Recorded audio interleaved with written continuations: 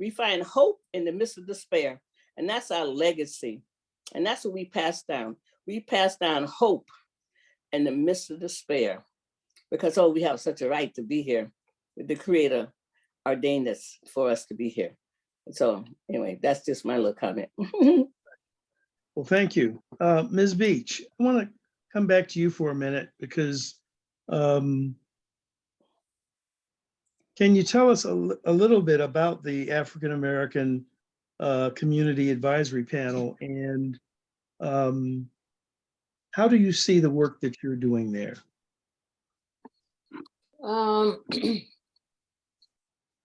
Like I said, I took it over because I do want to be part of the change.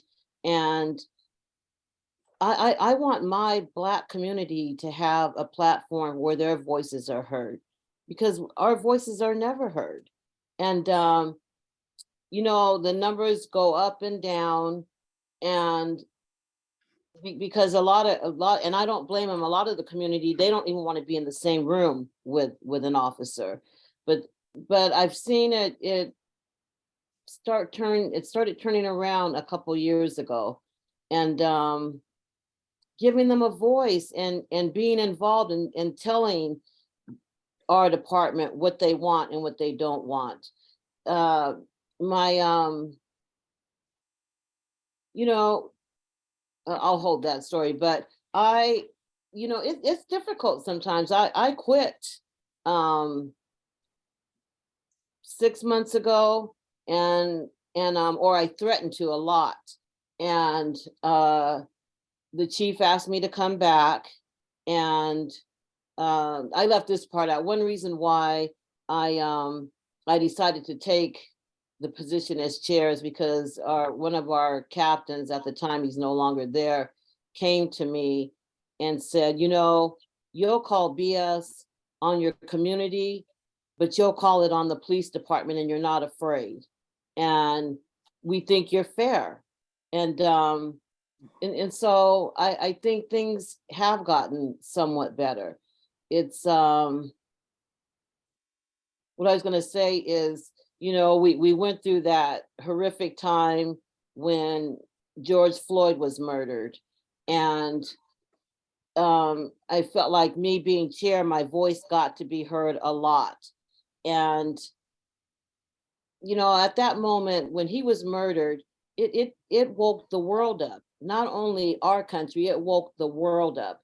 But I feel like in Seattle, the movement was hijacked by a bunch of white kids, and we didn't get as far as I thought we could have gotten. They didn't speak for us, and you know, burning down places and doing this and that, and you know what? If a lot of people don't understand it when I say this. If it were the Black community doing that, I would get it, because how we've been mistreated forever, and the stuff that we've gone through, we have so much pent up. But for somebody else to do it in our name, I don't feel like we have come as far as we can. So being the chair, I also have access to the chief and our leaders. And my son-in-law coached the CD Panthers for 25 years. And last year, September, October, and then this past year, there were shootings with all the little kids around. And they reached out and to SPD. I called the chief. They had an ice cream truck we brought to the community. And I was a little nervous because I wasn't sure how they were going to react, but I went home and did the ugly cry. Our community embraced them and said, we need you guys. Despite what you're hearing, that we don't want you, but we don't want you killing us, but we need you. And so now their voices are being heard. And I think SPD knows that, yeah, we want to support you and bring you around, but you're not, it does not mean that we're going to forget about how we're treated. And so being chair, I feel like helps me get the word out, and people that feel like they can be around SPD, but I would never push anybody because we all have our stories, and my story, their story may be worse than mine. You know, thank God I haven't lost anybody murdered by the police. I wouldn't be able to sit here and but my family, I mean, I'm not I don't want to minimize it either. We're beat up pretty bad. My sister's arm was broken, and just like James Bible said, they lie. I mean, they said my sister hit him, and she didn't. I mean, it's So let me ask you this, and I'm gonna go around to all of the panel, and I just saw in the chat where I was gonna go next. So if I understand correctly, there's dialogue that you have with the department. My question is, how does that dialogue get into, or do you have any dialogue with the guild, with the police union? Are they a part of the equation at all, or? not really. I don't care for Mike Solon. I think he's a bad face for SPD. I feel like when we move forward, he pulls us back. He is somebody I would never trust. He used me big time for his podcast. So no, you know, there are a few people in our department that I feel like needs to go, and he's one of them. Because I think the work that we do, he takes us back. Right. So, Mr. Bible, I'm going to come to you again, and because you put on the table some actions that need to be taken, especially by the state of Washington in the legislature. But I'm looking at a number of bills that are kind of, I can only call them take back bills, or let's go back to where we were before. And I'm just wondering your take on, you know, we have the departments, but then we also have the police unions, of course, locally in Seattle, it's the Guild. But can you speak on, you know, the efforts you make and where the unions come into that picture? And I'm talking about the police unions. Well, I think that it's important to note that it's not just the police unions. The municipalities point to the police unions as if the police unions have ultimate control, but the That's right. municipalities are absolutely in bed with the unions. That's That's right. a I reality. agree. And I the folks agree. that have the resources and power to undo those laws that we got That's right. passed in Washington State in 2020 are really led by municipalities, Apologies. with That's right. the union following through. That's right. Because the municipalities, frankly, and very honestly, don't want the same level of accountability either. That's right. Because that means that on some level, they end up responsible. That's right. Chiefs, mayors, council members, and the That's right. city itself. So they have this relationship where they point to the union, and then they That's point right. to and then they blame the union, and they say Yeah. our hands are tied, but they are actively working in concert with them. That's right. And that's why that's why it's so critical that the state step in. And that's also why it's so critical that we remain eternally vigilant, because with anything that we pass that actually involves human and civil rights, the very next year, they will try to undermine it. And by they, I mean traditional powers that be. They will, without question, line up and try to undo some of the critical work that we've done. And frankly, I feel like we need to be a little more aggressive on our end, not just from the perspective of we had some sort of dynamic incident that occurred and we're all going to rally, but we need to do our work, including now. And that's why I point out the need for a state-based qualified immunity, the need for the state to be able to interject and remove officers from departments, the ability of the state itself to decertify certain departments, no matter how big or how small. And I think that it's a critical piece of things. And also the need as citizens not to simply embrace the messaging that law enforcement puts upon us. Many of you know Nick Metz. I know Nick Metz, and I thought of Nick Metz as a wonderful person. But what I learned later from Colorado with a young man named Elijah McClain, who ended up playing the um, violin and getting shot up with ketamine, and him apologizing and trying to be nice and all those things. When he was killed, what I learned about Nick Metz was something entirely different, because as it turned out, he was the chief of police in that Colorado town when that young man was actually murdered by those police officers, and he covered it up. And that's something that I struggle with every day, because to me, he was the perfect gentleman in my face.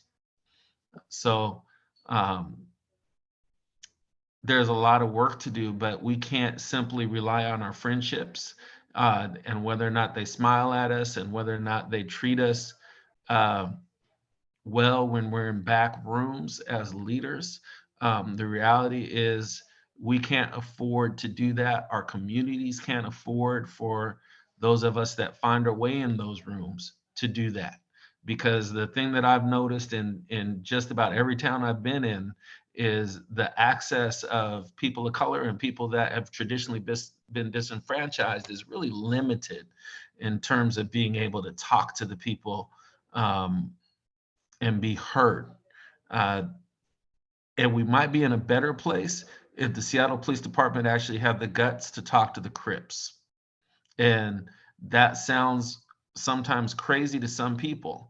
But the reality is, if they open that door and they have those conversations and they say, let's work and let's talk, then maybe we all find ourselves in different places, because it's an an issue of access and opportunity as well. So I've heard some people talk tonight about we got to deal with either side of the coin. Well, institutional power needs to deal with either side of that coin. And there's a lot of brilliance there in those groups that have formed organizations and done all of those things, and they should be heard from too. Thank you. Reverend Walden, you're on the Community Police Commission, which is supposed to have a role regarding the consent decree. And I'm just wondering, as it relates to, and just thinking about what Mr. Bible just talked about, meaning both the officials as well as the guild. What's your assessment of the role that they are playing and what needs to happen with the outcome on the consent decree? Well, man, that's a loaded question, because a lot of things that we thought was going to happen, that it has not happened. Some things has happened, and I mean, on May 24th, 2020, Seattle had already filed to come from under the consent decree. They withdrew their filing, and we, the CPC, had filed saying that at that time we thought it was some small work still to be done, and that's probably some more work still needed to be done. Like I said earlier, the DOJ, when they do leave, they're going to leave a police department in shambles. I mean, and the city council is stepping down after what all they've done, and Seattle is this way. So there's still, I mean, it's always a lot of work to be done. And I agree with Mr. Bible on a couple of things. And one of them is that no municipality bargains hard enough to get what they need for the people. And 20 years ago, 25 years ago, we always thought it was the union. We always was kicking the can that the union, but absolutely.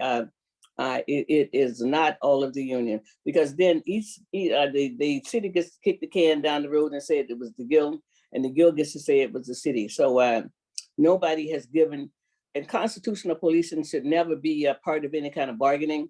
I mean, some of this stuff should be a requirement of employment. I mean, body cameras should be on. I mean, now it says that they don't even care about body cameras, because look at all the incidents that's happening. Either the body cameras are on, or they don't care about the footage on the body cameras. I mean, I think some things should be a requirement for employment. I mean, and things that so people can get fired if they miss if they don't do this. Body cameras should be on. Caught officers caught lying on police reports, and all of that stuff, withholding information, and then doing what is that?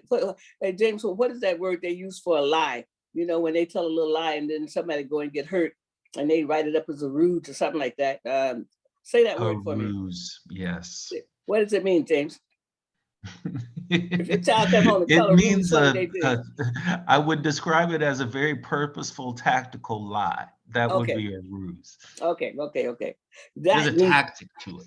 that's right. That's right. And one man committed suicide as a result of that. I mean, because they told a lie. And so, but also, I think this group needs to know that Mark Solon ran to become president of the Guild in 2020 on Make America Great Again. Okay. And 70% of the rank and file voted for him and voted out the black man. I mean, because they were determined that they were going to have a black guy. I mean, Kevin Stuckey was president of the Guild, and Carmen was police chief, and they decided that they were not going to take orders from a black president of the Guild and a black police chief. So what I have seen in my lifetime doing this work, I've seen 3 mutinies where police officers act badly to get rid of a police chief. One was Gil Kurlikowski, when he was out there agreeing with the jaywalkers and agreeing with the young people. They did a mutiny during the Fat Tuesday. They stood across the street while a murder was going on. I mean, so, and then the second mutiny was during the WTO. They stood down. And then the third mutiny was the CHOP, what you saw going on out there. And whenever the police act badly and it goes national, police officers resign or retire. And so all of that was something they knew what they were doing was out of policy and out of procedure. They did it anyway. So again, getting rid of qualified immunity. And also and then what about community policing? I mean, some real community policing. People don't know the people in the community. I mean, this is the Daryl Gates model. It's us against them. But I think one of the main things that we can do to correct some of this is stop calling them public servants. I'm a public servant. I don't get paid. They're public employees. They work for us. We pay them. Those officers got paid that night in Memphis for doing what they were doing. They were on the payroll. They're not public servants. They are public employees. And we need to reframe the language and call it back to what it is. I mean, and they're working. There's no volunteer police departments in America. They're not doing this work because they get volunteered. They're doing this work because they get paid a decent wage and they are public employees. And I think that's the first thing we need to do is rechange, look at the language and stop calling them public servants. They're not showing up. I mean, they do come and they go into places where we don't want to go. And I understand that, but they are public employees, not public servants. Okay. So I'm going to throw this one up to any of you who wish to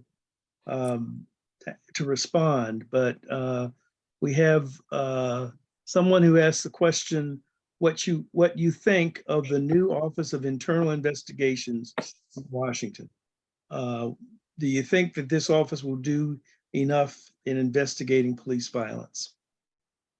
I'll speak on that one. And then I know I let the attorney speak too, because I know he has way more information.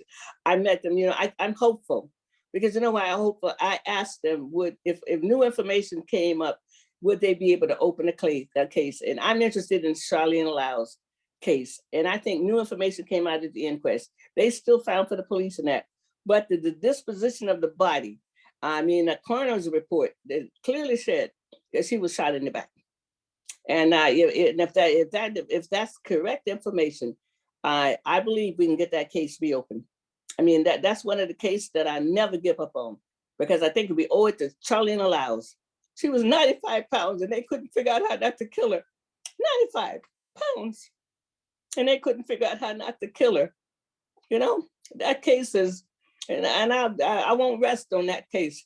And if we can find some information and verify that office, they told me, I asked them when they came to make a presentation, I think his first name is Roger, I don't quite remember his last name, but he said with new information, some of those cases can be reopened. And so anyway, I think that office, once it's up and running, I believe it can do some good, but I'm going to leave the main opinion to the attorney because I'm not an attorney. I leave that to Mr. Bible. Mr. Bible, but Ms. Beach, if you wish to weigh in as well. So Mr. Bible. Absolutely. An independent investigation department is something that I've pushed for a long time. It's my perspective that it's too difficult for local prosecutors' offices to conduct investigations in relation to the officers that they rely on. It creates a very difficult sort of relationship and too many potential conflicts. A lot of states around the country have moved to a model where they've had the independent investigation being run by the state itself. I think with better results. Georgia, I want to say one of the Carolinas as well, actually prosecuted officers successfully with that. And in Minneapolis, they had the state attorney general's office actually prosecute. And with Manny Ellis here in the state of Washington, that's the first case prosecuted by the state. I think that it's critical that an outside agency, as outside as possible, be the agency to conduct the investigation and lead the prosecution if necessary. I think that on a lot of levels, it should be called a government corruption agency, and that it should deal more with all areas of governmental corruption, including other excessive force situations that don't always lead to death, because some of those should be chargeable as well. I look forward to seeing what Roger Rogoff, former judge, actually does with this. I know that I've had a series of conversations with him, and that he knows that there'll be a certain point when I come to him in a very different way, pushing a number of different things in my ever so friendly sort of style. But I think that it's necessary. And I also think that it's a work in progress. So we'll have to change it. We'll have to build it. We'll have to figure out what works and what doesn't work. And I'm just hopeful that it will actually save lives and create authentic accountability and effective policing, because I think that's part of the goal too. And if police are operating in such a way where traditionally disenfranchised populations are experiencing excessive force and then officers are not telling the truth about it, then it's not the most efficient system that we can have. After all, it's very difficult to walk up to a young kid and ask him, hey, can you tell me about what you saw, when 2 weeks earlier you bashed his face in. So that doesn't have anything to do with the no snitching, or that's a far more personal sort of reality. You beat up my brother, I'm not talking to you.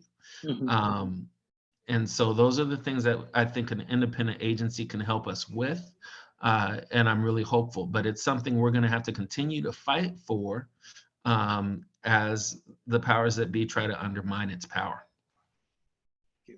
Ms. Beach, would you like to offer anything on this, or I'll move over? You're on, okay. I'm gonna say no at this point, right? All right. She's muted. Can you unmute yourself? There I'm you go. sorry, I was just talking away. I agree with what both of them have said. I don't have much to add, but I'm very hopeful. So let me ask all of you, and this is another question that's come in, and it relates to healing, but what role do you think that culturally specific mental health and substance use treatment can play? And a kind of a follow-up question, how can we decrease the stigma against treatment and mental health counseling so we can have better health in our families and neighborhoods? Since we are in a place where we're actually talking about law enforcement, I'll start with law enforcement and mental health. A part of a theory that I have is that officers are often in a place where their state of being is elevated on an unusual level, not because of the person that's right in front of them, but because of something that may or may not have happened earlier in the day, perhaps even with another person that was incredibly obnoxious, and now they've run into somebody else and they're ready to fight. And I think that we need better check-ins. We need to be in a place where if an officer has a very difficult encounter or interaction with a civilian or anybody, that they're in a safe space where they can go to their department and say, this is what happened, and I don't think I should be out there right now. I don't think that I should go. I think that's an important sort of mental health thing. I think we need to do better at um, regulating who we put out on the streets and when. Because a great person on one day can be a not so great person on the very next day or in the next hour. And I think that's just acknowledging the humanity that might be there as well and finding a way. In terms of treatment for um, people that are civilians or find ourselves in our cities or counties, I think that it's critical to be in a place where we do destigmatize counseling and therapy and treat drug use as more of an illness than anything else. Um, I know that I live a complicated life as a reality, and I've been in far too many homes where I'm dealing with people who have had their loved ones' lives taken by law enforcement. And the way that I navigate that is through therapy. It is through counseling, and I'm not ashamed of to say that with all the things that I've done in my work and in my personal life, that it's a very important facet of what I do right now, just to try to find ways to breathe. Um, and I think that maybe we just need to say it. But my focus, based on the nature of this conversation, is actually law enforcement. And that includes addiction issues too, because I don't really see officers get tested for drugs and alcohol when they beat someone or um, harm someone. And I've dealt personally with officers that I am very sure were high when they did what they did, and even high when they were in the interview with me asking them questions. And that's right here in Seattle.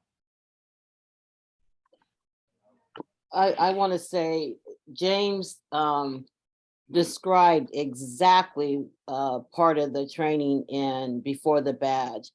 They've hired a psychologist, and I think he's there 4 days a week. They meet with him, and what James described is they're training them to know when you should not show up to work, when you to recognize when your partner is not acting right.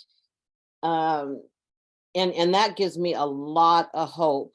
And it's very intense. You know, I always say I wish the community could witness what I'm watching, and especially my feelings towards the police department. I feel like we are moving in the right direction with that. I actually had become friends with an officer who has quit because he said that he's changed and he can't handle being told off, and he doesn't want to lash out on anybody. He doesn't want to be, he feels like his time is up, that he can't maintain how an officer should act. So I'm very, very hopeful. They and these officers, some of them I the public might say, oh, they're just saying what you want to see and hear. They're not. I'm not stupid. Like I said, I'm pretty tough on them. And they're learning a lot from the psychologist. They have a wellness dog, and they're also doing, if they have a really bad call, they don't go to the next call. They go back to the precinct where the therapy dog is, and figure out if they're fit to go back out on the next call, because it has been shown and proven that they've gone to a horrific call or whatever, and then they go and they take it out on the next one. So therapy is big. I mean, I wish they would have brought this in a long time ago because it's needed. And for community and I'm speaking on the Black community because it has been like a no, you don't go to therapy. But I think things have really changed because the Black therapists we have, they're booked. You can't even get in one. You can't find one. I've been looking for one for over a year and they're booked. They're not taking new patients. So I feel like we are trying to start healing ourselves and seeking the help that we need. I'm gonna, there's another question that came in and it basically says that we know 5 or 6 of our officers participated in the insurrection, the January 6th. What efforts are there to keep white supremacists off the force and remove those that are on it currently? We need officers that are willing to call them out. We need officers that are strong enough to call them out and not be afraid of losing their jobs. And we need leaders that are higher up, our command staff, to listen to the ones that are coming in and to protect them. Yeah. Well, I'll speak on that also, and I'll speak on the other question that you had asked about officer mental health and that kind of thing. I think mental health is really important for officers because, like, sometimes they might have to go for a well check, and then they find somebody who's deceased or whatever, and then they go to another call, and so it is a lot to compute at one time. And I'm glad that they're looking at the way to be able to assign them in a different way or give them some break in between. Because I think see America. I mean, the police is it's run like the service. So it is like a standing army. I mean, the way that they run it, and that type of thing. So again, you're supposed to have a stiff upper lip and maybe don't talk about certain things, but suicide is high in officers also. But also about therapy in the Black community. I mean, Black church used to be our therapy. I mean, when more people was going to church, the Black church was our therapy. And we need, we absolutely, you cannot have had the trauma that we have had in North America and not have some needs to go see somebody. And I personally have a therapist because I keep confidential information. I mean, I keep confidential information. So I need to talk to somebody with a license, not to somebody who might have it in their sermon on Sunday, not like that, And so for at least 27 years, I've had a therapist. And it's mainly so that I can have some places to lay my confidential information out that people call me, that I have to keep privileged. I mean, I keep a lot of privileged information because I'm trustworthy, but I have to have somebody else that I'm trustworthy. That's one of the ways that I take care of myself, because really it's important for people who do this work to take care of themselves, because it is hard work, that piece. We have Proud Boys on the Seattle Police Department. I mean, like I said before, Mark Solon, he ran on Make America Great Again, and during the chop, some police officers went to the precincts with those hats on, with those mega hats on, and so I'm hoping. I mean, and sometimes Miss Beach and I talk a lot together. I mean, I was on that African American advisory many years ago when Norm Stamper was in town. But I think it's really important for this police chief to deal with the racism within the force, because you're not going to have any. The Black officers are catching hell. They've been catching hell. Okay, really and truly, they don't have a cakewalk there. I mean, Detective Cookie might have a smile on her face when you see her, but there's a lot of stuff going on behind the scene.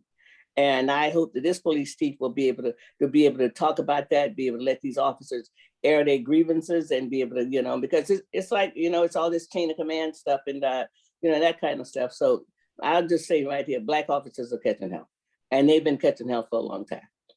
And that type of stuff. So and so you got to deal with the racism in the force is just like the racism outside the force.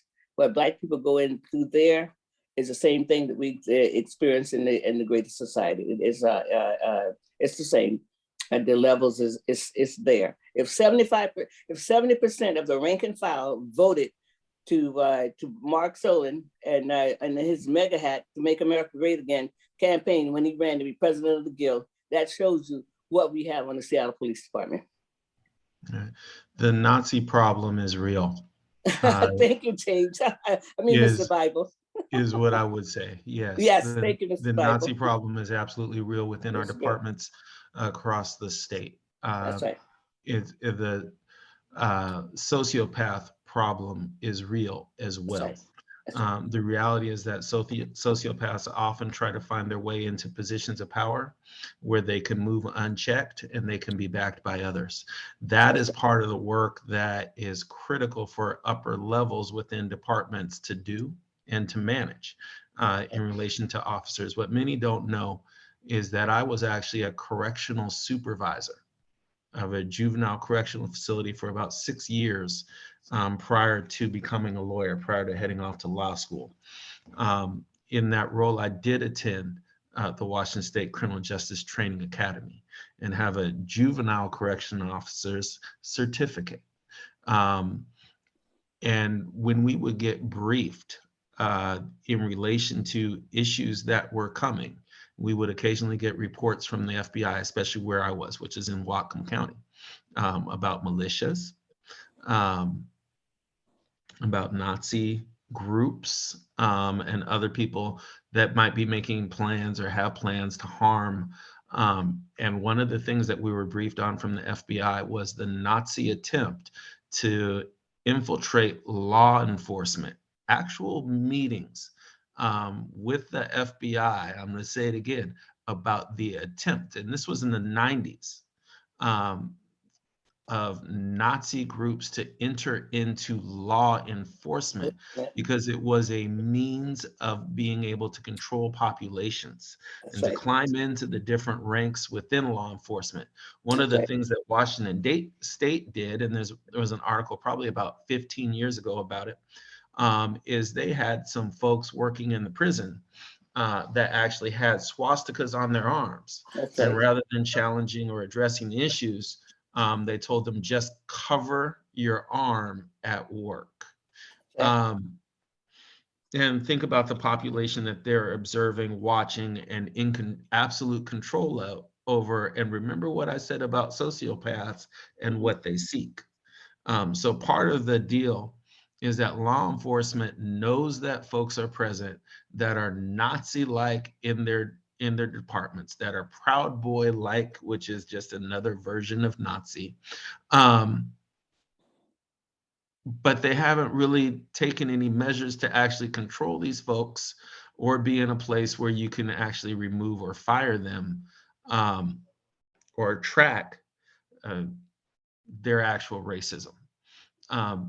It's not okay that folks went on January 6th to the Capitol building, broke in, attacked our democracy, attacked our whole system in such a way, and actually stand behind the badge.